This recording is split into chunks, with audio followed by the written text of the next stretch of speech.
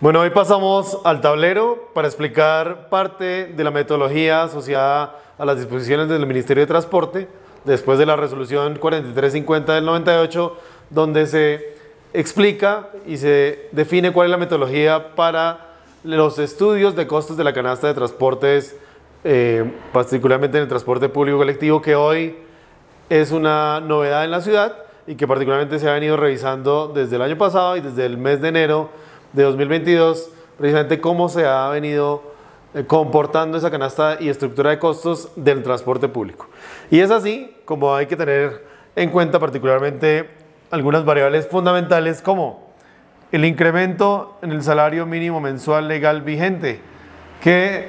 tuvo una variación del 10,07%, llegando al $1.000.000 para 2022. El incremento en el índice de precios al consumidor asociado a la inflación, que está por el orden del 5,62%. El incremento en variables como el combustible, que digamos que hay variaciones no solamente en el precio por galón de combustible, sea CPM o sea gasolina, sino en lubricantes, llantas y demás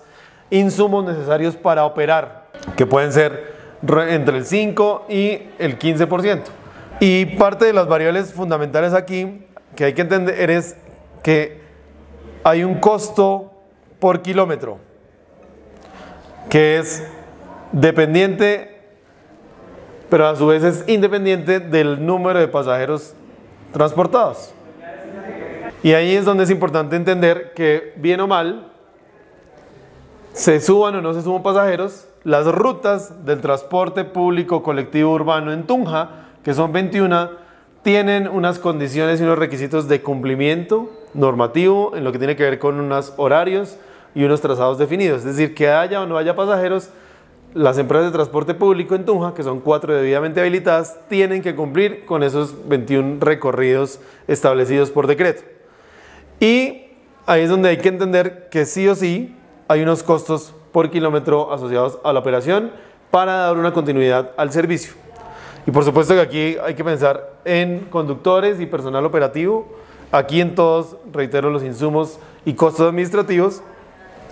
que volviendo al tema de incremento de costos, hay que hablar también de tarifas de referencia como el SOAT, que es seguro obligatorio ante accidentes de tránsito, que también tuvo un incremento cercano al 12%. Es bien importante entender que al final del ejercicio la administración municipal determinó un incremento a la tarifa del 5.5% en horario ordinario, lo que significa 100 pesos, que palabras más, palabras menos, es un incremento, digamos que en nuestra canasta familiar. Si yo hiciera 2 viajes día por 22 días al mes,